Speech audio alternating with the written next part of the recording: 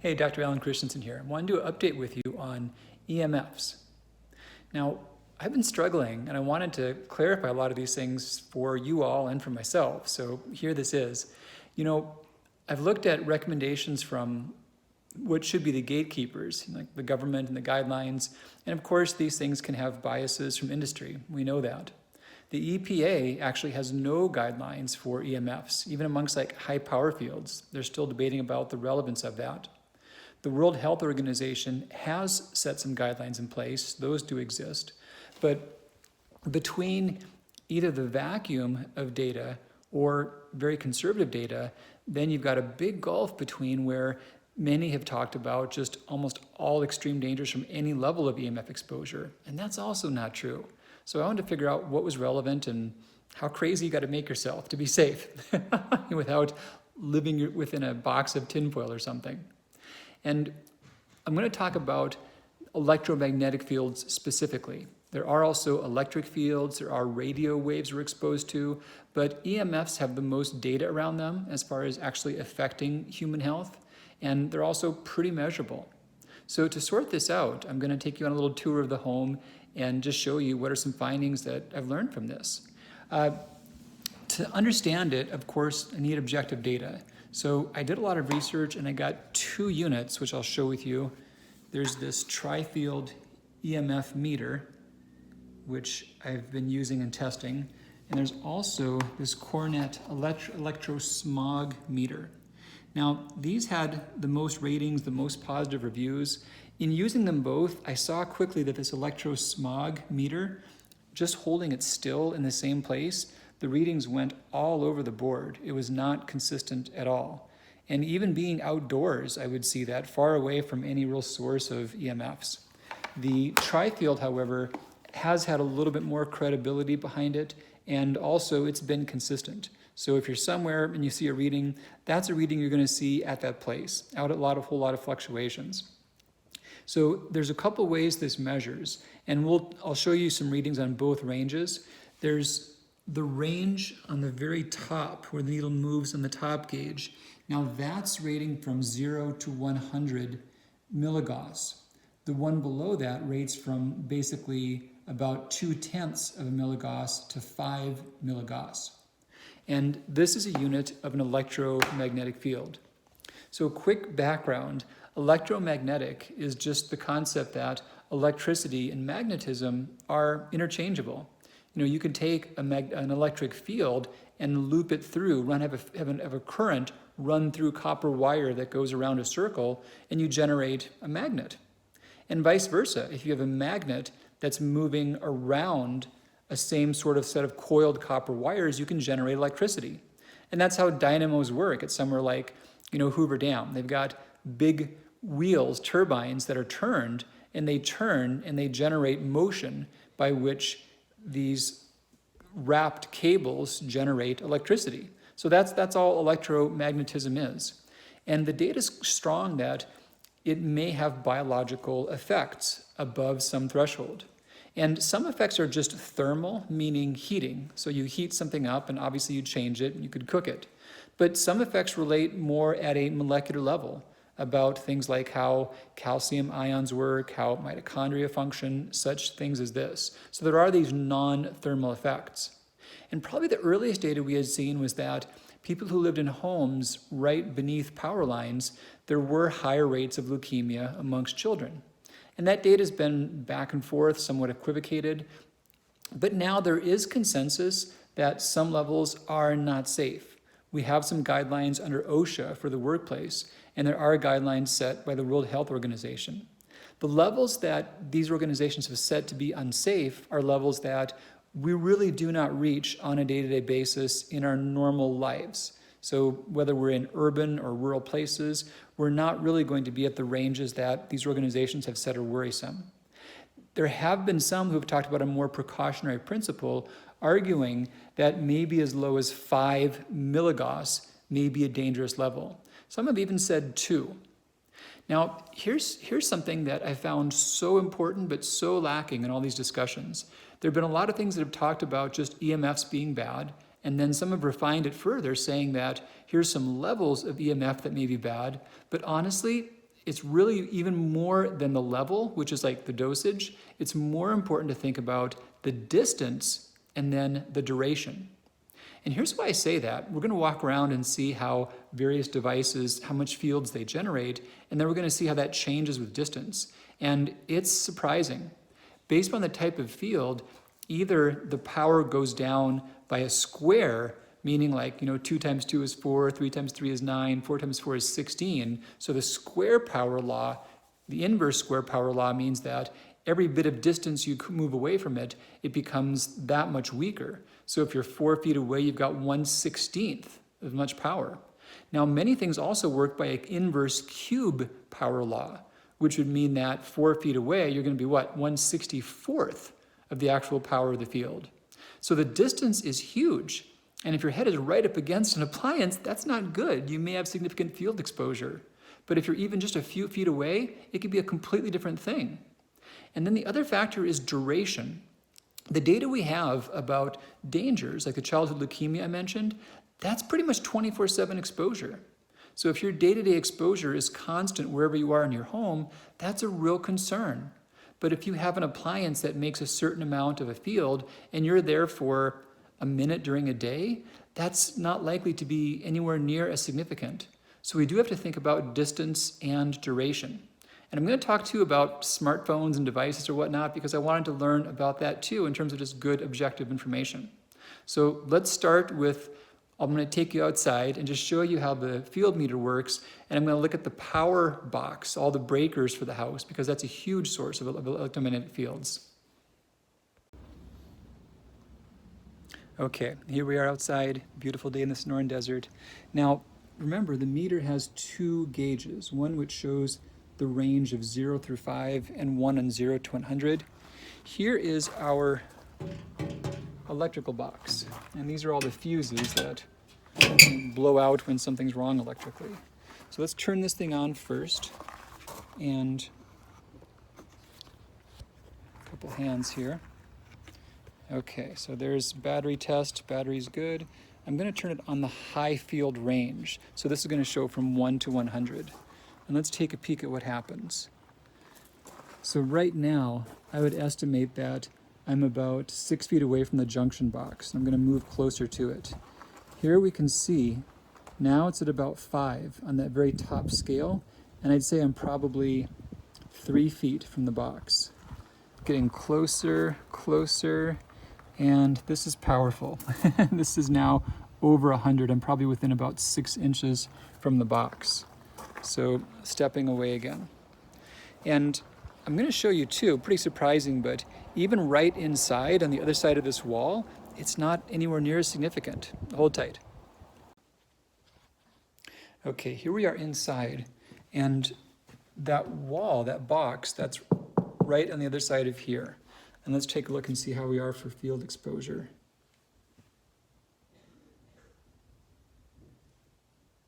Yeah, we've got some, and once we're even about probably 2 feet from this wall, pretty good shape, no significant field. However, if there were a bed and you had your head right up against this wall, that could be excessive exposure if it were right by the breaker, totally valid concern. But just a few feet away, it changes it completely. Let's go to the kitchen. There's a whole lot of fun stuff to play with in there. Okay, we're in the kitchen, and I'm going to switch the units, so please make note of this. Now, it's on a different scale to where we're looking at the middle arc, not the top arc. So the middle arc goes from 0 to 5, whereas the top arc was from 0 to 100. So the needle's going to move a whole lot more. That's perfectly normal. Now, let's take a look at what the fridge does here. Okay, we're right up against the refrigerator. It's maybe 1 milligauss. Let's see if there's any effect moving inside. No. Inside the refrigerator still maybe 1 milligauss. So let's check out the microwave. Let's make a distinction too between microwaves making radiation versus EMFs. So microwaves make radiation the same way the stovetop makes radiation, just thermal heat. but they are electrical appliances, and they do generate electromagnetic fields. And they are significant even when they're off. So check this out. So we're moving closer right now. I'm probably about 3 feet away, and I'm at 3 milligauss. So you could still theoretically live your whole life somewhere like this and be safe. Some argue it's more like 1 or 0.5, but that's okay. So that's like 4 feet. No, that's 3 feet. So at the lowest threshold anyone's talked about, you could be 3 feet away, live your life, and be safe. Now you come closer and look at this. Now we're right up against it. It's at 5 milligauss, probably about 1 foot away. There is consensus that is unsafe. So you wouldn't live your whole life at a 5 milligauss level. And even just using it, when you're normally putting something in, you're there for moments and then you're away from it again. Let's turn it on too. I'm going to put a glass of water inside of this. Oh, I had one in already from the last experiment. Okay, we'll turn this on for 30 seconds, and we've got a strong field. And the field gets to the safe range. I'm probably about 5 feet away. So, and again, this safety is long-term exposure, like living your life at that level. In general, take-home messages, when you use it, don't stand with your head right up against it. Give a bit of distance. And even for brief periods of time, no big drawbacks then. I'm going to shut this off. Blenders. Let's see what the blender does. Whoa. Yep, this is not powered on. This is my BlendTech blender, and I love it. It's putting out just about as much. Let me unplug it and just see how this changes things. Okay, unplug the BlendTech. Yep. That was completely how it was being affected just by being plugged in. And again, it's not unsafe. This is just, you don't live your life. So right there, so there's this threshold of 5. So if your head is smack dab against your blender 24/7, that's bad. Let's turn it on. I'm going to put it on a low setting here, just see what happens to the reading. Okay, we are way up. And I'm backing off. Okay, so now I'm at a distance to be below that threshold of 5, and I'm probably about 6 feet away. Oops, hold on. It just turned up its power cycle. Yeah, I'm about 7 feet away. So my blender is putting out way more EMFs than the microwave was. I'm curious about this now. I'm going to check out the Magic Bullet just for a comparison. So the Magic Bullet unplugged. Let me unplug the blender and move it away so it's a clear reading. So the Magic Bullet unplugged is pretty much nothing. No reading there. I'm going to plug it in. Okay, not much reading plugged in. Now I apologize because this thing is noisy. The BlendTech with that big cover is a lot less noisy. That's a big perk about it. But let's see what happens when the Magic Bullet goes.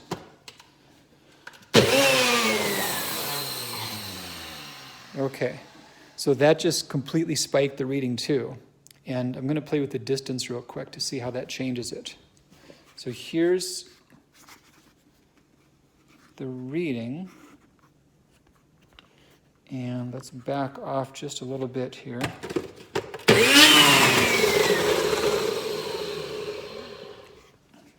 Okay, so BlendTech and the Magic Bullet, pretty much the same as the microwave, a little bit stronger actually, as far as how far I was away before the field dissipated. And again, a couple feet is all that it took. So don't have a lot of appliance running right next to your head all the time. Going around the kitchen a bit more. And here's our stove. Our stove is making a bit. And this has some electrical circuitry to it. So more so over here, and I would imagine, let me take a peek. Yep. Yeah, the plug-in is right back behind on this left side, the right side, I'm sorry, of the stove.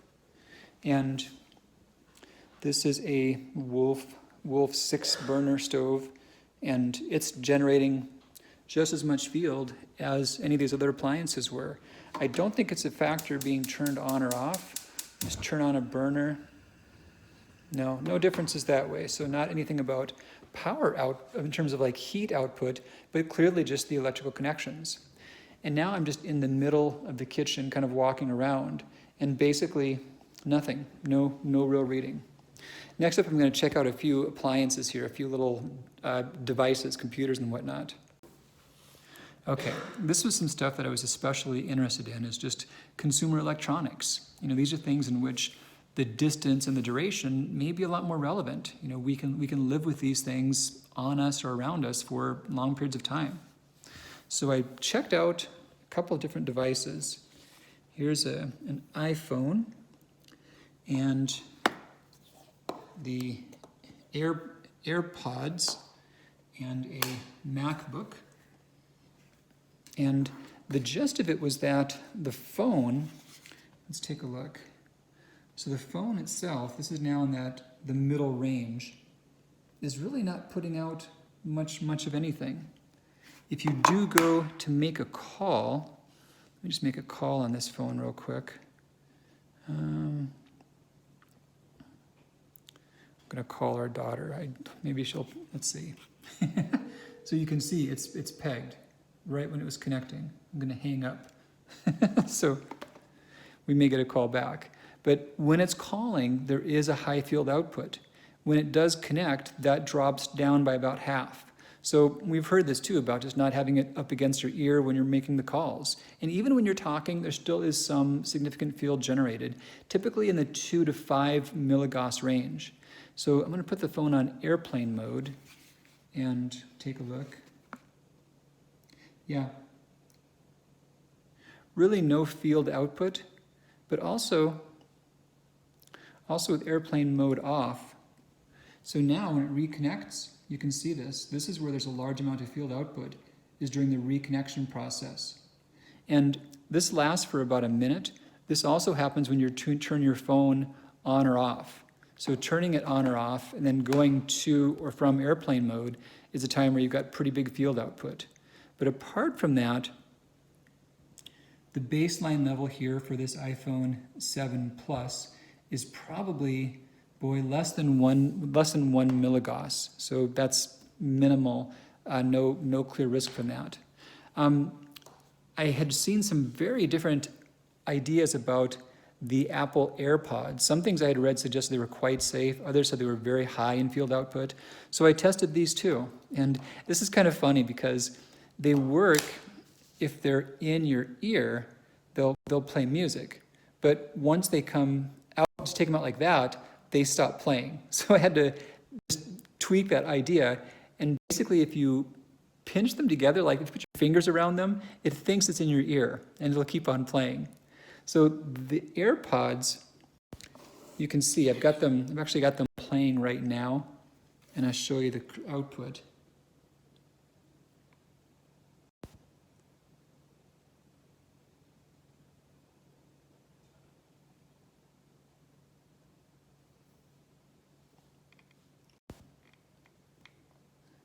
Okay, now it's stabilized.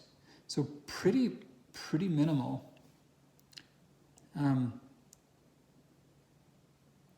And this is that center ring also.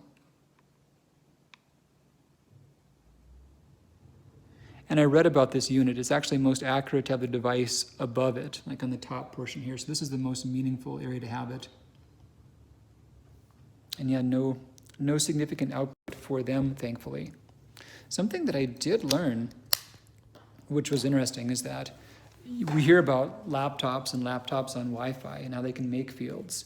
So here's a Apple MacBook Pro, I believe, and right now it is on Wi-Fi. And right up against the computer, you can see we're in that middle arc again. We're right in that 5 milligauss range. So again, you want just a little bit of distance. And there's been no real credible fear about like your fingertips being affected, so probably not a big factor that way for your hands being on it. But watch when we back away, So here the device is probably maybe a foot from the computer, and we've dropped well back down below any ranges of concern. And back at maybe 2 feet from the computer, it's not registering at all. But right up against the computer, really close to it, yeah, it's right at that 5 milligauss range, and then even slightly above. And if I turn off the Wi-Fi, I'm going to do that right now. Okay, just turned off the Wi-Fi, and looking at the reading again.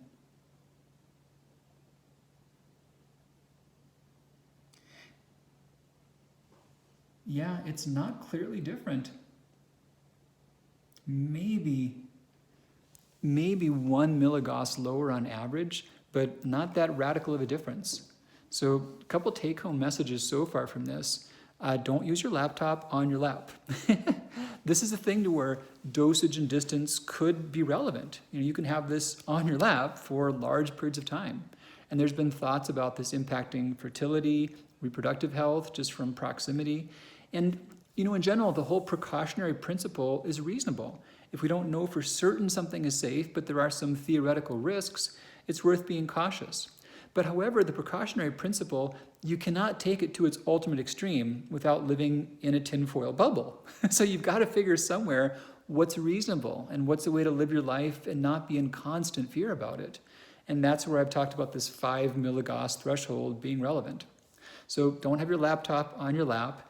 Keep your phone away from you, especially when you're calling someone or when you're going on or off of airplane mode. Now, the actual output, when it's just sitting around, like on the back side of the phone, I'm just looking at it again here right now. And yeah, it fluctuates. It's mostly below 1 milligauss, but nonetheless, I would argue there's no reason to carry your phone on your person constantly. Find some way for women. I think y'all have this easier. You can put it in a purse or something. Guys, we have to figure that out when we're out and about. But when you're at home, especially men here when you're at home or not traveling, don't keep it in your pocket. There's no reason to. And I think that's a small enough compromise to have no big drawbacks. So let's keep on moving around the house and more things to find. Okay, we're in the laundry room. Got everything running. And I'm taking a look at the washer, and similar story.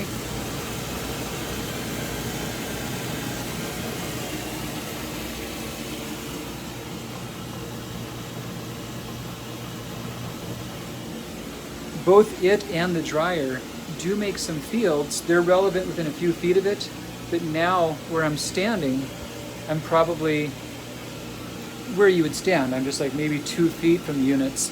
And this is well below 1 milligauss right here. But holding the meter right up against them, it came up to about the 2 to 3 milligauss range. So this is still in a level of safety to live there 24/7. But where you're standing, no big issue. Let's take a peek and see how Wi-Fi in the house affects things. Okay, we're up in the studio and it's a little bit of a jumble here. We're actually moving in about a month, so things are somewhat chaotic, but this is where our modem and router exist for our Wi-Fi unit. There's also a few appliances here for my treadmill desk, so this is an area that could theoretically have a fair amount of EMFs. And I'm going to put the meter right up against this whole setup and let you take a look.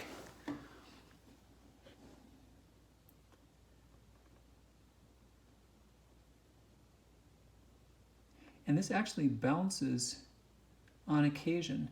And I've been watching the lights on the modem, and as the modem is active, that's when it bounces up. But we're on the middle arc right now, so it's bouncing up between pretty much 1 to 4 milligauss typically.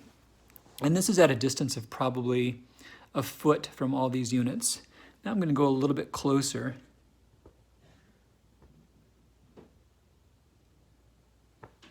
So within less than a foot, I did see a lot of readings over 5 milligauss. Now I'm just standing up and holding this out. I'm standing pretty much right, the units are on the floor, they're about 2 feet in front of me, and I'm holding this out at waist length.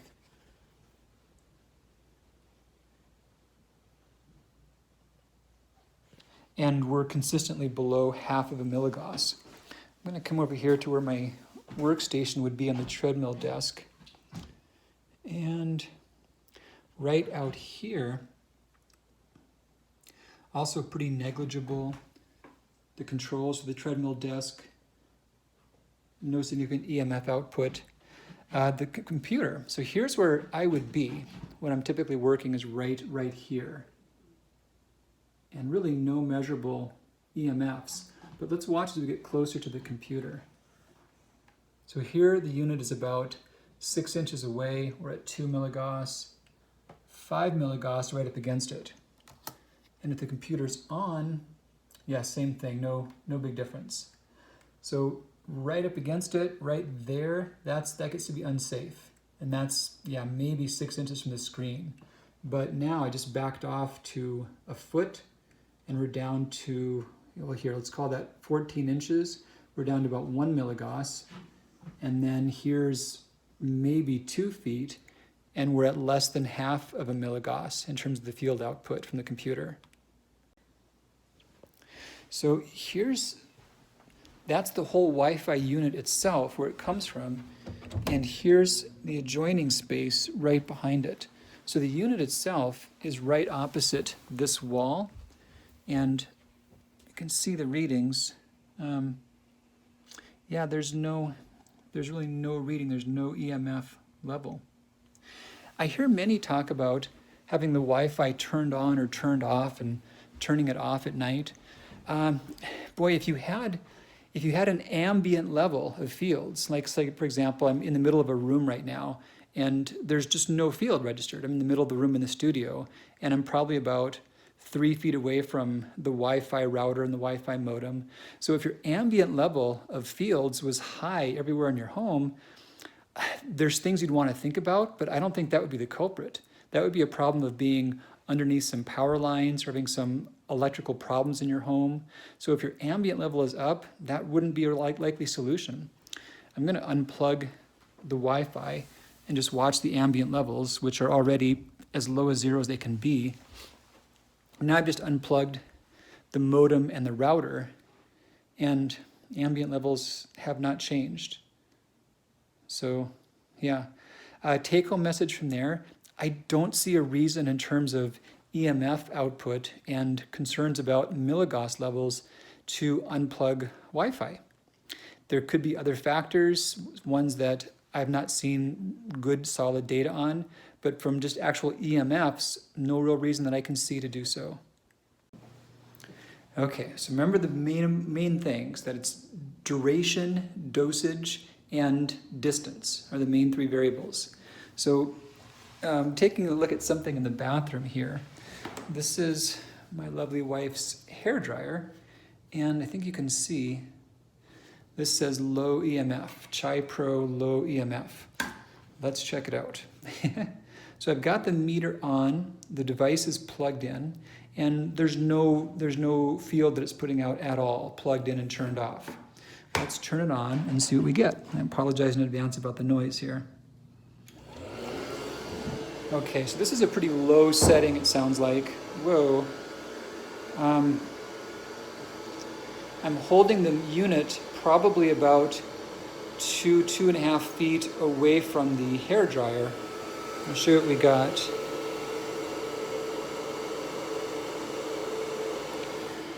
So that's on the middle arc, and this is well above that 5 milligauss threshold. If I were to come closer, yeah, I've got to change units because it's just completely redlining the reading. Okay, so now we're on the top arc, and within about a foot of the unit, I'm at 50 milligauss for an EMF field. That's significant. And let's just see if I were using this. Okay, I'm just kind of playing with to see the distance. If I were actually using this, I'd be holding it probably about here, probably about maybe a foot or so from my head. This is one of the highest field outputs that I've come across just yet. And that says low EMF. I don't know if this is different than other hair dryers or they just put the sticker on there to call that good, but this would certainly be a concern. Okay, so here's one more setting. This is inside of a moving vehicle. And we're now reading the middle ring, and I'm at 3 milligauss where I sit. And I'm scanning this around where my body would be, and passenger side about the same thing. If you get closer to the instrumentation, it gets well above the 5 milligauss level. But yeah, where the driver and the passenger would be. And in the back, it looks like it really drops off down to about 1 milligauss or less. And this didn't really change as I was moving faster or now that I'm stopped at a light, no big difference. So I don't know how this vehicle, it's a Jeep Rubicon, how this compares to most vehicles, but honestly, so far, in terms of the things that you would have the most exposure at your position, not by holding your head up against an appliance in some weird way, but where you would actually be, this is the most significant exposure level that I've seen so far from playing around with this. And this is a threshold that we know is dangerous for humans with long-term exposure, like if this is your home and you live there. I've not found good data to give exact equations on how long the exposure has to be before it becomes truly relevant. But I could argue a case that those that have long commutes on a regular basis and spend a lot of time in their vehicles may have some significant exposure. And in cases like that, it may be a matter of, I don't know, carpooling where you can sit in the back, or public transport, or other options. But I'll check another vehicle also, but this may be a significant source. So one more device I wanted to mention is the Apple Watch. I'm a bit of a fan, and I've gotten used to using it as a fitness tracker and also just seeing my data. And let's see how it registers. So here's the watch next to the field, and we're looking at the center ring of the field and really not measuring anything. Let's see what happens if we get this to activate. Hey Siri, what's the weather today? Hey Siri, what's the weather outside? Here's the weather today. So as that activated and as it spoke, really when the speaker kicked in, I noticed from doing this before, it came up to about 1 to 1.5 milligauss. Now let's watch this for a phone call. Hey Siri, call Kieran. Hey Siri, call Kieran. Calling Kieran Christianson.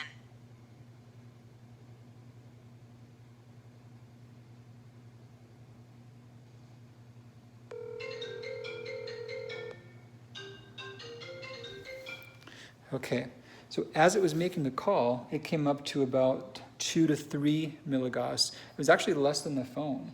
So as far as this being on my skin and wearing that, there's really no significant output on a day-to-day basis. Even there's brief moments when there's a speaker activated or during calls, but just being there static, no big effects. So let's wrap this up. EMFs probably are factors relevant to health, and I think there's been concerns that many of the gatekeepers of information have ignored for us, like power lines being significant. And I think there's also concerns that some have taken the precautionary principle a little further than one might need to.